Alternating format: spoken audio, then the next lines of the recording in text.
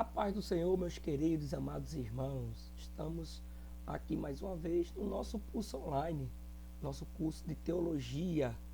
Estamos iniciando agora um novo módulo, uma nova disciplina chamada Síntese da História da Igreja. A aula hoje, a aula de número 2, vamos estudar os elementos da história. Quais são os elementos que compõem a história? Vamos aprender como um teólogo e um estudante, ele deve reformular a história que um dia houve na história. Pasme bem os senhores, a gente vai aprender a fazer história, tá bom? Eu sou o professor Humberto Carlos, sejam bem-vindos a mais uma aula, não deixe de curtir, não deixe de comentar e vamos dar início a essa nova disciplina, tá bom? Que Deus vos abençoe nessa jornada de estudo. Lembrando que a nossa apresentação, tem aí a duração de 2 meses. Para obter créditos e a questão da avaliação vai ser aí atividades que vão valer 3 pontos. A interação na aula, essa interação envolve participação, comunicação e contribuição construtiva, que vai valer 1 ponto. A presença, e essa presença nós vamos acompanhar através do comparecimento das aulas ao vivo e o acompanhamento das aulas que são disponibilizadas e gravadas. E um trabalho que será divulgado posteriormente para vocês, que vai valer 4 pontos. Então essa é a nossa forma de avaliar, tá bom? Lembrando que a teologia, podemos dividir ela em 5 ramos principais. A teologia bíblica, a teologia exegética, a teologia histórica, sistemática, aplicada ou prática. Na teologia bíblica, vocês estudaram comigo o período anterior, que foi uma síntese ou introdução ao Antigo e ao Novo Testamento. Essa nova disciplina, História da Igreja, já diz tudo. Nós vamos estudar sobre a teologia histórica, que é justamente os elementos que compõem a história e de eventos que ocorreram durante a história do cristianismo. E dentro dessa disciplina, a gente vai estudar esse período de 2 meses, tá bom? Então, dentro do ramo teológico, a gente vai estar estudando sobre a teologia histórica, tá bom? As referências das aulas vai ser através desses 3 livros, que muitas aulas são projetadas, E todo o projeto, toda a confecção das aulas é através desses 3 livros. O Cristianismo através do século, a História do Cristianismo e História da Igreja Cristã, tá bom? Então, aí estão as referências, indico esses livros para os alunos, tá bom? Para que vocês possam aí ter a sua biblioteca teológica com esses livros aí dentro desse ramo da teologia bíblica e histórica que a gente vai estar estudando. Eu indico esse livro e que também vai ser de referência para nossas aulas, tá bom? Vamos aqui para uma introdução. Existe uma curiosidade pelo passado. E isso é uma das características do homem. E tanto arqueólogos e historiadores são hoje as 2 profissões ou as 2 ciências que se dedicam a estudar o passado, tanto arqueólogos como os historiadores.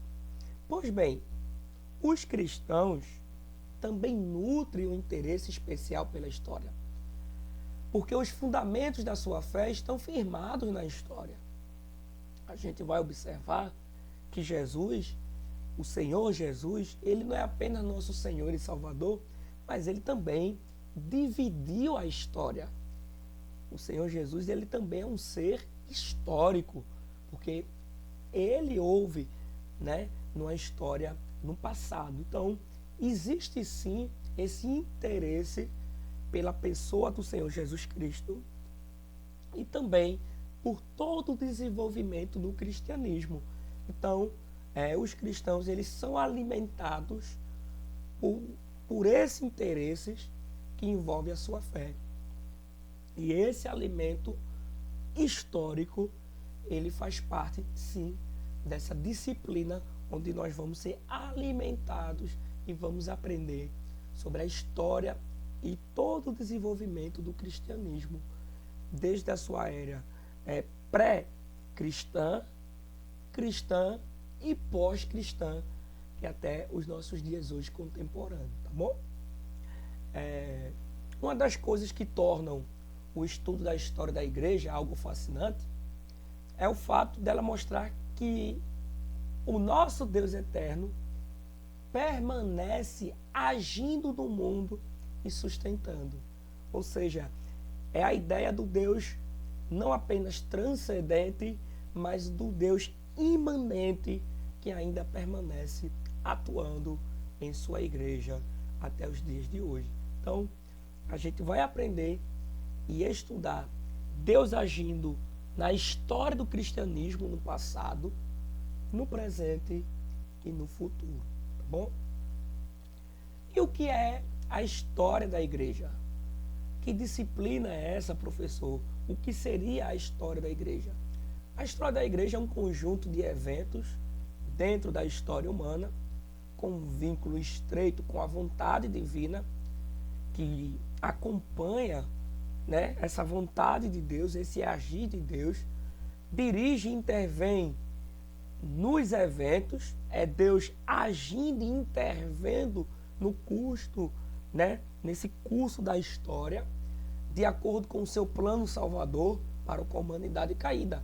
Então, é a história do Salvador para salvar o homem arrependido. Então, nós vamos estudar mais ou menos isso.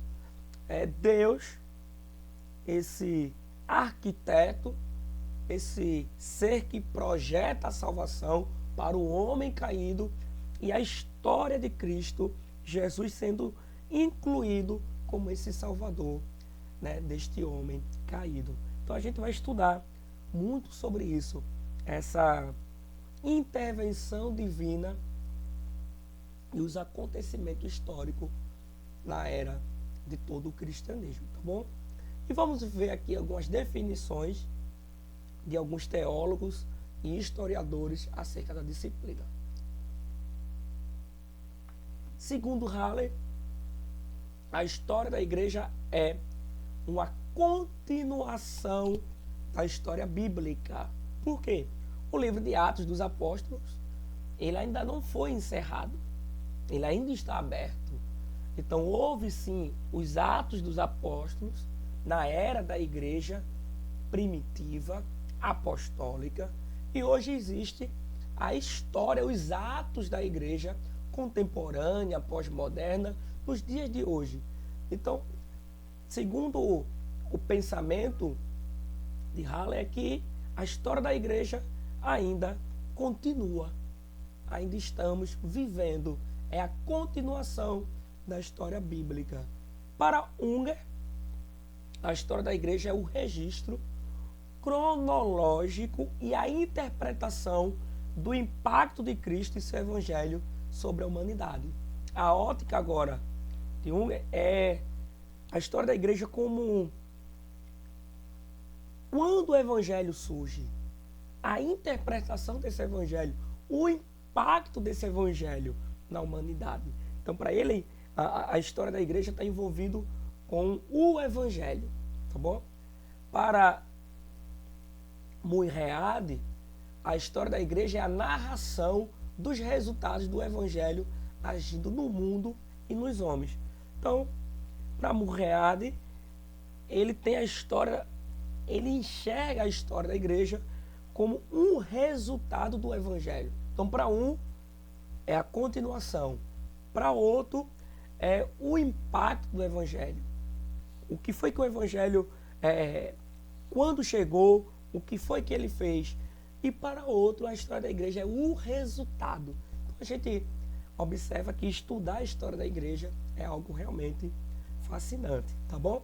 Então, resumindo, a história da igreja é pois é um assunto de enorme relevância para o cristão que deseja estar informado sobre a sua herança espiritual, para imitar os bons exemplos do passado e evitar os erros que a igreja frequentemente tem cometido. Então, é nisso que a gente vai frisar muito. Estudar os eventos e tirar todos os seus aprendizados, tá bom?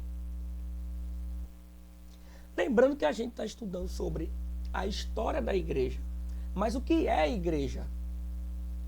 O que é a igreja cristã? Então, a gente tem uma referência no Evangelho de João 15,16, que a igreja, meus irmãos, é muito mais do que a estrutura física, templo, concreto, mãos humanas. A igreja, ela está no plano divino. João 15,16 vai dizer assim: não foste vós que me escolhestes a mim, mas eu vos escolhi. Então, qual é a ideia que se tem? Que a igreja não é uma instituição, mas é um povo. São um grupo de pessoas que formam um povo. A gente percebe que é a escolha de Deus, tá bom? Então, a gente percebe que a igreja, ela vem de um plano divino, celestial, dos céus para com a terra, tá bom? E um conceito grego, tá bom, de igreja é eclésia. O termo no grego clássico é composto por dois vocabulários: ek, que é de ou para fora, kale, chamar ou convocar. Então, o conceito de igreja, né, que é kale ou eclésia, é chamar para fora, chamados para fora. E nós temos aqui, então, uma aplicação. Igreja é chamados para fora do domínio de Satanás. Igreja é chamados para fora do domínio do pecado. Igreja é chamados para fora da influência negativa do mundo sistemático.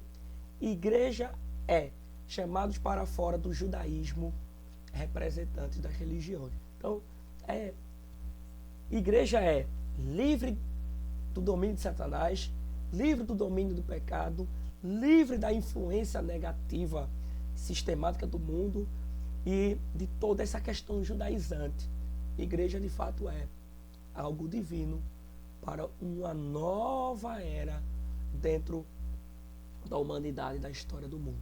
Então, a gente precisa ter esse conceito, que igreja é chamados para fora.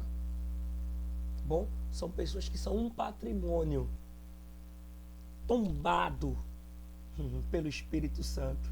São pessoas que existe um penhor, existe um tombamento, existe toda uma agenda, existe toda uma projeção para a igreja. E esse resultado somos nós, tá bom? Então, somos nós que fomos alcançados. Então, a igreja é muito mais do que a gente possa imaginar, tá bom? E se é a história da igreja, eu aprendi o que é a igreja e o que é a história. E aqui eu queria apresentar dois pensamentos de duas escolas. O conceito alemão, Geschichte, que é a palavra história vem de uma formação do verbo Geschehen, que significa acontecer, refere-se à história mais como um evento do que um processo ou produto. Então, a ideia da escola alemã é que história pode ser definida como um acontecimento, um evento real.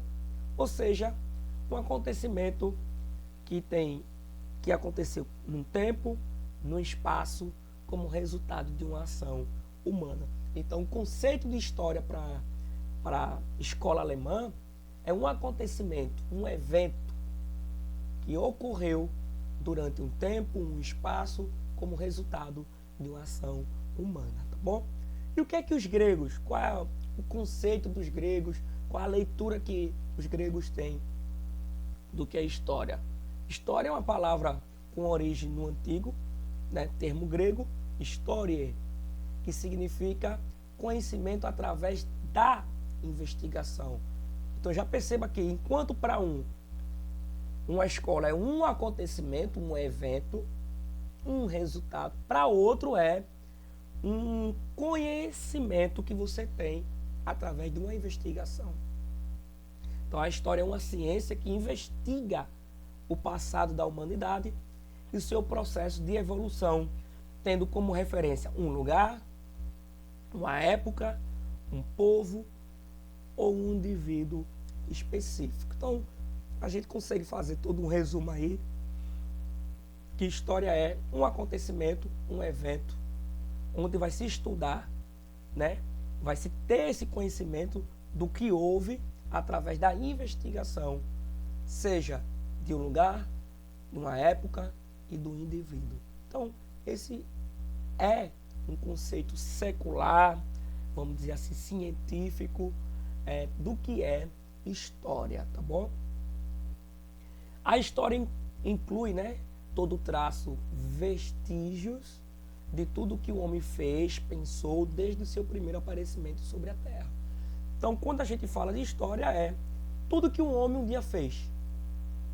E quais são as provas que nós temos, os vestígios, os passos desse homem? O que foi que ele fez? Então, desde que o homem esteve entre nós, né, habitou entre nós, desde que o homem começou a possuir, né, ser uma criatura de Deus aqui na Terra. Então, a história é investigar o que esse homem fez, tá bom? Então, a história é a ciência que estuda o homem no tempo. O que a história estuda, professor? Podemos aqui dizer que a história estuda 4 coisas principais. A política, a história estuda a cultura, a história estuda a religião e a relação de poder. Tá bom? Quando a gente fala da política, da administração, da cultura, seus usos, seus costumes, o que que se tem ali daquele povo, daquele indivíduo, estudar sobre isso. A religião, qual é a crença desse tipo de estudo que a gente vai ter, qual o tipo de religião do grupo que a gente está investigando, qual é a crença deles, monoteísta ou politeísta. E nós temos agora a relação de poder, que quem é a autoridade, como é o sistema de poder, é monárquico, é teocrático, é constitucional. Então se estuda também essa questão de relação de poder, as leis, a questão política. Então a história, ela estuda isso. E aí nós podemos também observar o que é investigar, professor. Investigar é o papel de investigar, e o seu objeto de estudo é o homem, ou melhor, os homens. Então, quando a gente fala que a história investiga, precisamente vai investigar o quê? As ações do homem no tempo. O objetivo é investigar as ações do homem no tempo.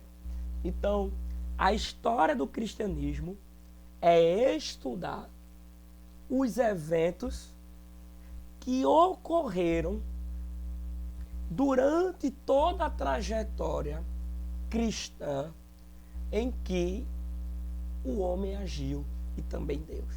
Então nós vamos investigar as ações do homem e de Deus no tempo.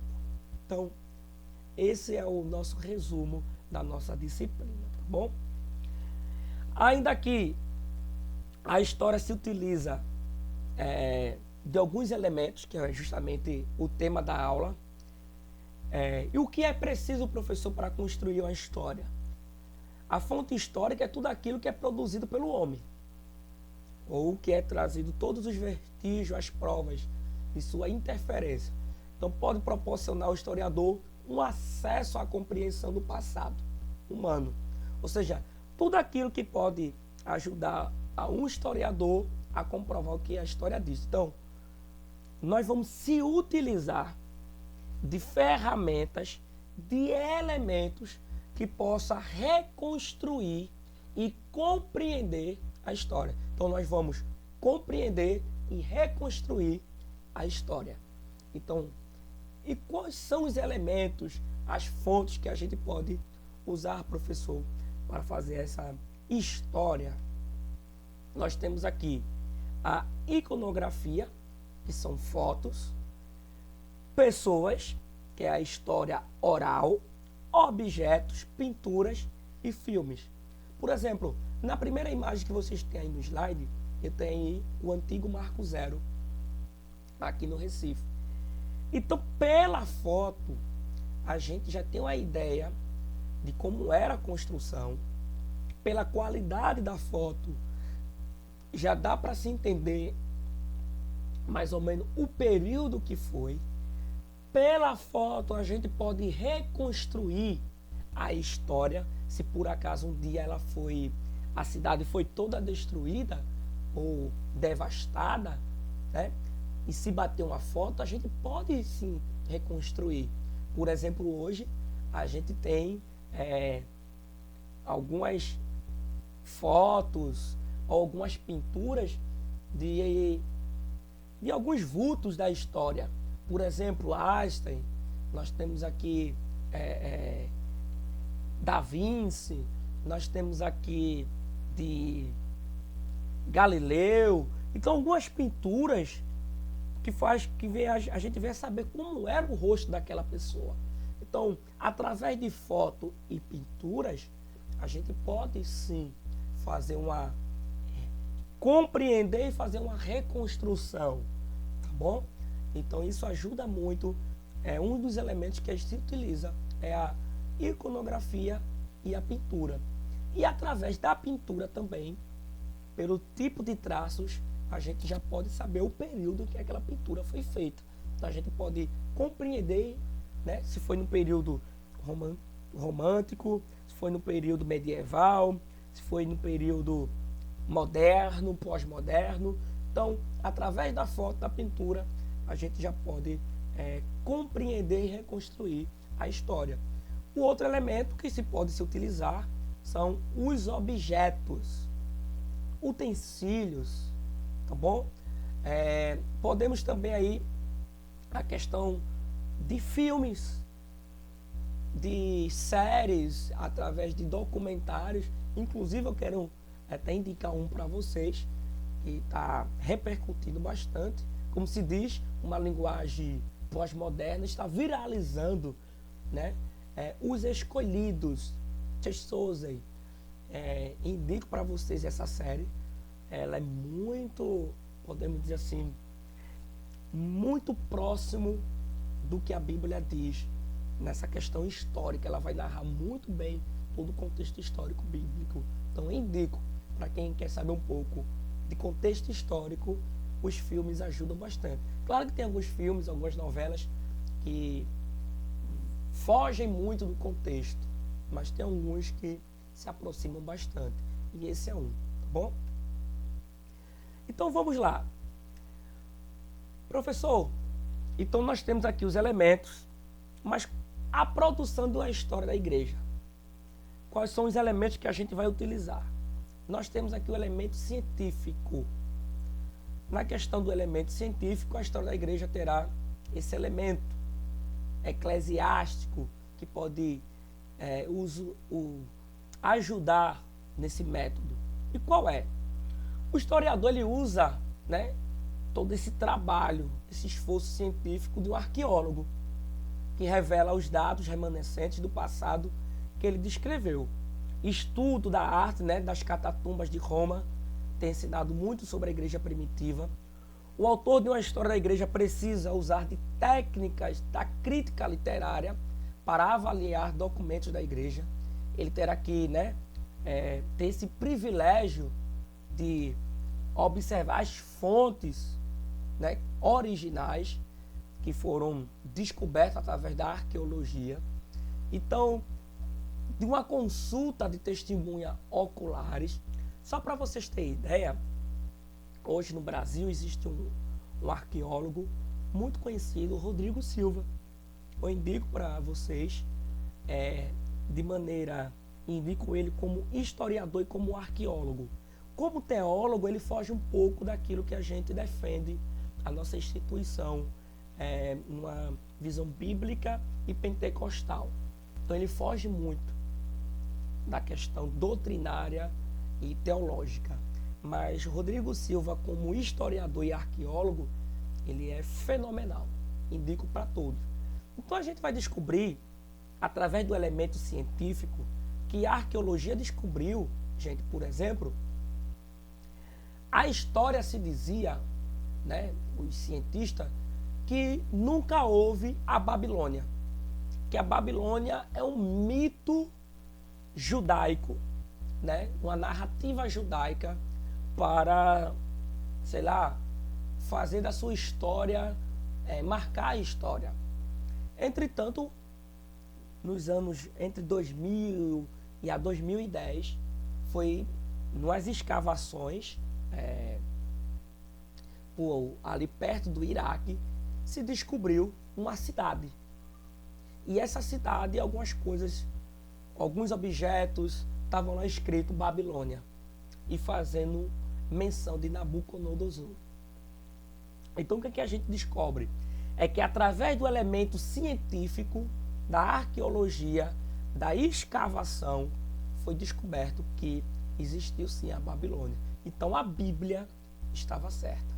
Então o historiador bíblico, o teólogo bíblico, quando ele for fazer história, ele precisa sim usar dados do elemento científico para uma ministração de uma aula, para uma pregação, para um seminário. Então, esse elemento científico vai dar muita ênfase. Também foi descoberto alguns registros, né, dos manuscritos do Mar Morto. E ali foi descoberto trecho da Bíblia original. Através da pesquisa de carbono, se batia com os tempos bíblicos, aqueles textos, e eram textos originais. E quando se vai fazer uma comparação com as versões que a gente tem hoje, 99% do que estava escrito e que está escrito hoje em nossas mãos bate com aquilo. Vai mudar algumas palavras que não vai fazer sentido. Por exemplo, e se arrependeu Deus de ter feito o homem? No original, a gente sabe que Deus, no original, na palavra, não é se arrepender, é Deus se entristecer. Mas numa versão, se arrependeu.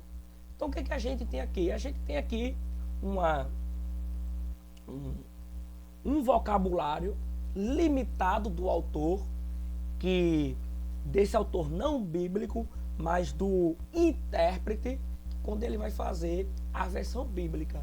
Então a gente vai perceber que não vai mudar a história, mas certas palavras que nós temos hoje nas nossas versões não batem. Mas 99% das histórias e do conteúdo que nós temos hoje aconteceu na história. Então a gente pode ficar muito bem tranquilo porque o que está escrito, o que a gente tem em nossas mãos, de fato aconteceu. E também a questão da testemunha ocular.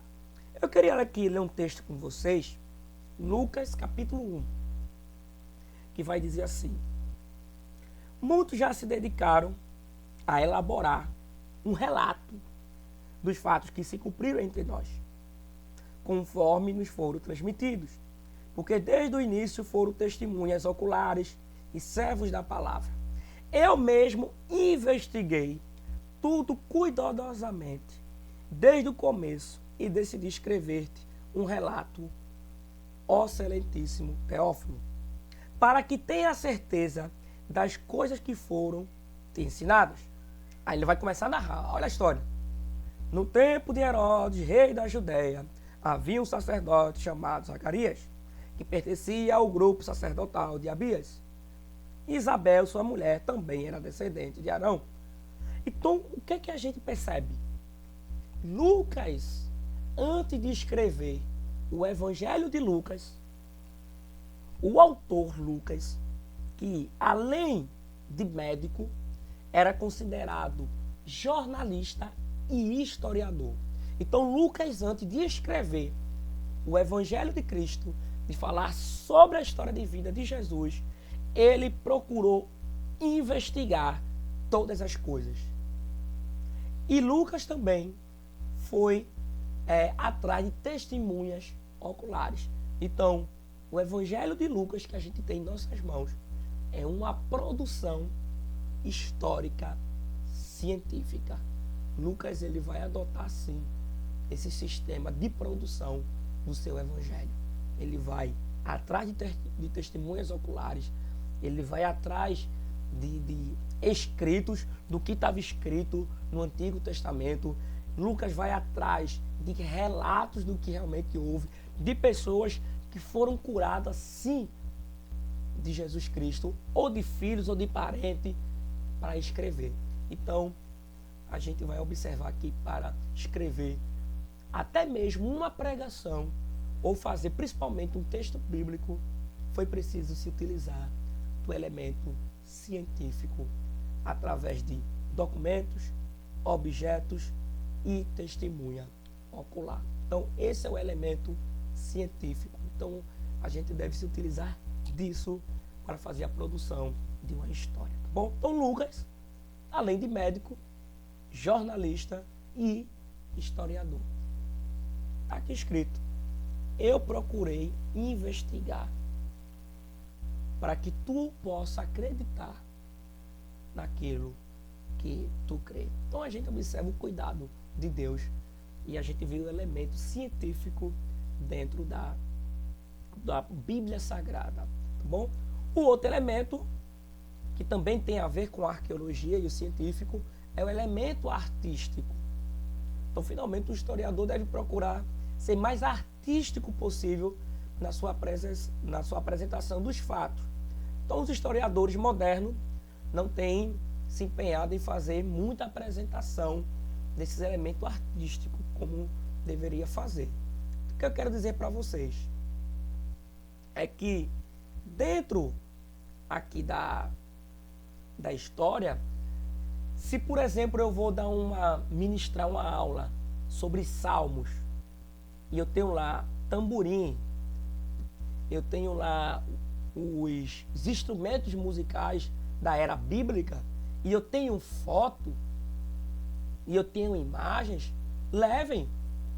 Ali está a lira, como era feita, né? A harpa, o tambor, o tamborim, ali está o adufe, ali está o pandeiro, ali está as casas como eram nos tempos bíblicos.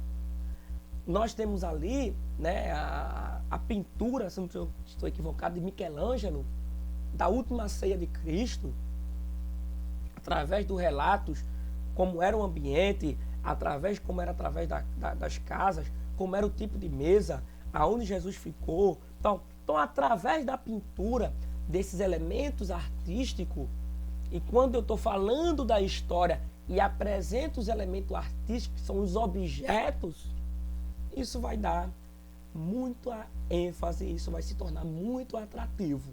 Então, quando você estiver ministrando, claro que hoje nós temos o costume de doutrinas ser mais passadas de forma de pregação, né, da oratória, mas você pode se utilizar, nesse exato momento, eu estou usando o PowerPoint, estou usando o texto, eu também estou usando o elemento artístico. Por quê? Isso dá mais credibilidade e se torna mais atrativo o conteúdo que está sendo passado. Então, hoje nós temos a tecnologia a nosso favor. Então, abuse, né? Se delicie um elemento artístico quando você for apresentar dados da história da igreja. Use imagens, objetos. Isso ajuda muito. O outro elemento, né, o elemento filosófico. Então, os historiadores se dividem em escola de histórias e filosofias da história. Como é que está dividido aí, para a gente ter uma ideia? Essa reivindicação da antiga era de achar uma causação objetiva e científica no homem. essa questão do processo. Então a gente vai ver que existem 3 categorias de historiadores: pessimistas, otimistas e o terceiro grupo, pessimista e otimista, que é o que a gente chama de equilíbrio. Então, vamos lá. Como é que um historiador pessimista enxerga a história? Eu vou dar um exemplo. O pessimista, ele enxerga a história assim: vai existir um evento, esse evento vai ter o início, vai ter o auge, esse evento vai ter o seu declínio e esse evento vai ter o seu fim. E depois vai se repetir a história. Início, auge, declínio e fim. Essa é a mentalidade de um pessimista. A história se repete, só se muda os fatores e as pessoas. Tudo que hoje se passa, um dia houve, de uma outra roupagem. E isso faz sentido? Faz. Por exemplo, como é que o pessimista olha o que aconteceu com o Covid-19? Ele vai dizer, ó, a Covid-19 é apenas a história se repetindo. A gente já teve gripe suína, ebola, a gente já teve peste negra, a gente já teve várias doenças aí, febre amarela. Então a gente vai perceber que o historiador, quando olha uma pandemia, olha uma doença, ele vai dizer assim, é a história se repetindo. Vai ter o seu início, vai ter o seu auge, vai ter o seu declínio e vai ter o seu fim. E existem pregadores pessimistas que enxergam a história e teólogos também pessimistas, que vai enxergar a história sempre de forma pessimista. Tá bom? Mas já existe o historiador com uma mente filosófica otimista. O que é que o otimista vai dizer? Vai dizer assim, olha, a história, um evento vai ter seu início, vai ter, de fato, o seu auge, mas sempre vai haver um escape. Nós sempre vamos triunfar. Você quer um exemplo? O otimista, ele vai olhar a história assim. Houve a peste negra. Morreu muita gente, mas vencemos. Houve o ebola, houve a febre amarela, houve a Covid-19. Nós vimos, ela teve o seu auge, mas nós vencemos. Então o otimista vai enxergar a história como que se acontecer alguma coisa de ruim, no final, tudo vai dar certo. Vamos vencer. Esse é o otimista. Mas existe, né? Esse deve ser o pensamento, pelo menos que a gente chama, dos historiadores e teólogos. É de ele enxergar a história de forma pessimista e otimista. Um equilíbrio. Eu não posso ser apenas só pessimista. Eu também não posso ser apenas só otimista. Eu não posso ser extremo. Eu devo ser equilibrado. Por exemplo, como é que um teólogo, um pregador, um historiador, pessimista e otimista, olha, vai dizer assim, Deus criou o homem. O homem foi criado, o homem teve o seu auge, o seu declínio, o homem foi contaminado pelo pecado. Mas Deus oferece um escape. Todos nós somos pecadores. A Bíblia vai dizer que todos pecaram e destituídos estão da glória de Deus. Esse é um pensamento pessimista. Todos pecaram e estão afastados. É Paulo colocando um olhar pessimista, mas esse mesmo Paulo vai escrever assim. Por quê? Pela fé sois salvos, né? Pela graça e pela fé somos justificados. Ou seja, somos caídos, somos destituídos, mas há um otimismo, há um escape de Deus para a humanidade. E esse escape é Cristo. Então, o que é que a gente olha? Existe sim a questão pessimista de enxergar a história. Devemos ter sim esse olhar pessimista, mas também devemos ter o olhar otimista. Então, vou fazer aqui uma leitura do que estamos vivendo atualmente. Estamos vivendo os últimos dias na Terra. Estamos.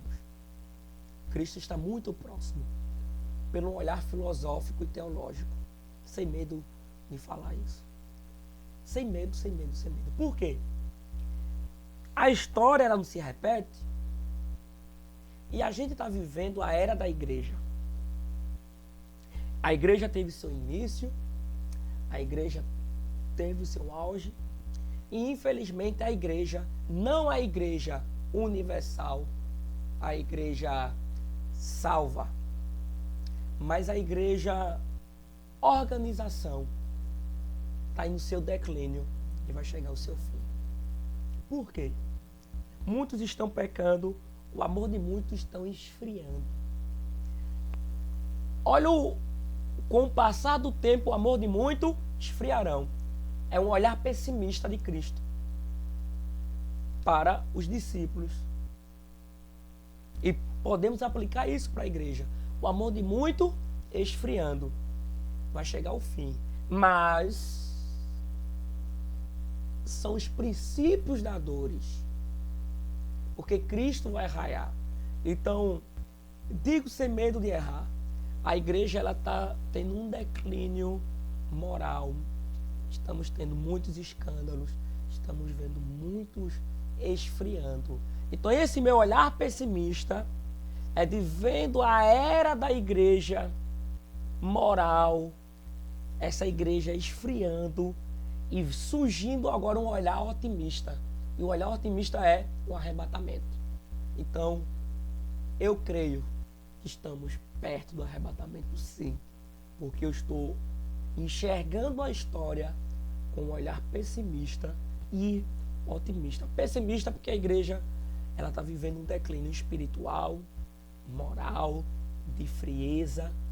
E quando esse declínio estiver chegando, a gente vai ver Cristo arrebatando a verdadeira igreja, aqueles que não esfriaram, aqueles que não se permaneceram firmes e não se deixaram levar pelo sistema e pela opressão que o mundo apresenta, tá bom?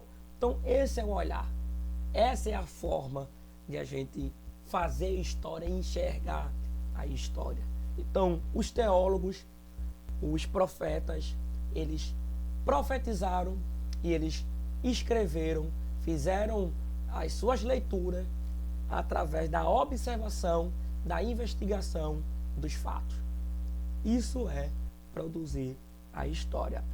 E o último elemento é os tipos de tempos para fazer a história. Nós temos o tempo cronológico. Você precisa, quando for fazer a história, tempo cronológico é aquele que pode ser contado, agrupado em dias, semanas, meses, anos, décadas, séculos e milênios. É o tempo registrado do calendário.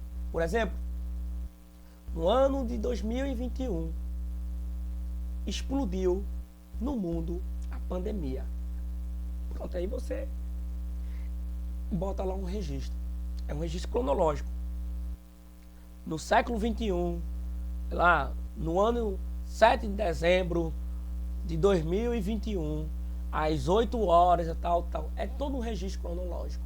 Então, para se fazer a história, você deve colocar o tempo cronológico. Isso é importante. Existe o tempo geológico, que é o tempo que é apresentado através das eras, que alguns dizem que existe, né? A era do gelo, a era do ferro, a era da cerâmica, a era do fogo. Então, existe toda essa questão. Existe a questão do tempo histórico, que está relacionado às mudanças nas sociedades humanas. O tempo histórico tem a ver com os agentes e os grupos humanos. O que foi que provocou mudança social? Por exemplo, Na década de 60, a gente tivemos aqui o período hippie. Né? A década de 60 foi marcada por uma revolução cultural. Houve uma mudança social na década de 60. E é conhecido aí, né? É um período de um tempo histórico. Nós temos aí algo que revolucionou muito, foi a questão quando, vamos dizer assim, Israel foi instituído como Estado. Houve uma mudança histórica, social para aquilo. Então a gente vai ver o tempo histórico é uma mudança que houve. Por exemplo, houve uma mudança social na era do judaísmo, no Antigo Testamento, que foi o período de Moisés para Josué, de Josué para os juízes, dos juízes para os sacerdotes, né? Dos sacerdotes para os reis. Então você vai observar que houve uma mudança social. Isso se chama tempo histórico. É bom a gente registrar isso, né? Quando você estiver pregando, meus irmãos, e houve uma mudança social aqui. Bom? O outro é o tempo de estrutura. É aquele que parece imutável. Por exemplo, é algo que não mudou na história. Então, se a gente observar as igrejas hoje evangélicas, o templo se mudou muito. O templo se iniciou em tábua, né? Ao ar livre. Os templos foram em lugares simples, mas com o passar do tempo, os templos mais sofisticados, mármores, tijolos, placas, e hoje nós temos esses megas templos. Porém, a Igreja Católica Romana, ela não mudou a sua estrutura. Então, pela arquitetura, se chamam de tempo de estrutura, não mudou muito a Igreja Católica. Então, ela não mudou nessa questão da estrutura. Então, a gente vai observar que as igrejas evangélicas, elas mudaram suas estruturas, sim, mas a Igreja Católica permanece com a sua. Então, tempo de estrutura. O que foi mudado? Tempo histórico. E o que não foi mudado? Tempo de estrutura. Tá bom? Acontecimento breve. Tempo de acontecimento breve. Por exemplo, é aquilo que aconteceu durante um período. Né? É aquele que representa uma duração, um fato. Vou dar um exemplo. 31 de outubro de 1517, houve o dia da Reforma Protestante. Então, quando a gente faz esse tempo de acontecimento breve, é quando a gente menciona. E é interessante, quando você estiver pregando, você ter a data, o ano, o período, se houve mudança, se não teve mudança. Então, isso faz parte quando você estiver fazendo história, tá bom? Usando esse tempo de acontecimento breve. E por último, que a gente estuda muito na teologia, é o tempo de conjuntura. É aquele que se prolonga e pode ser aprendido durante uma vida, como um período de uma crise econômica, né, uma crise espiritual, regime político, um movimento cultural. Por exemplo, Israel passou pelo período dos gregos, pelos períodos babilônicos. Israel passou pelo período medo-persas, romanos, e hoje estamos nos nossos dias. Então, quando você estudar conjuntura, é estudar o período, o movimento que houve naquele período, o tipo de regime daquele período, como eram feitas as coisas culturais naquele período, e contextualizar, de refazer, remontar a história. Pronto. É isso que a gente vai fazer. Usar o tempo de conjuntura. Esse é o maior elemento de se fazer a história da igreja, é o tempo de conjuntura. Que a gente estudar um período, estudar sua crise, sua duração, todo o seu regime, todo o desenrolar e apresentar para vocês. Claro que a gente não vai deixar de apresentar datas e outras coisas, mas esse é o que é mais utilizado na teologia. Meus irmãos, e assim a gente encerra a aula. Espero que vocês tenham aprendido o que é história da igreja e como fazer história. Independentemente do que esteja acontecendo na sua vida, faça história. Seja na sua família, se você é um pai, é uma mãe, é filho, é neto, é sobrinho, faça história na sua família. Se vier na sua congregação, faça história na sua congregação. Na onde você mora, faça história. Aonde quer que você chegue, faça história. E que o nome de Deus seja glorificado na tua história. Então que Deus abençoe e até a próxima aula.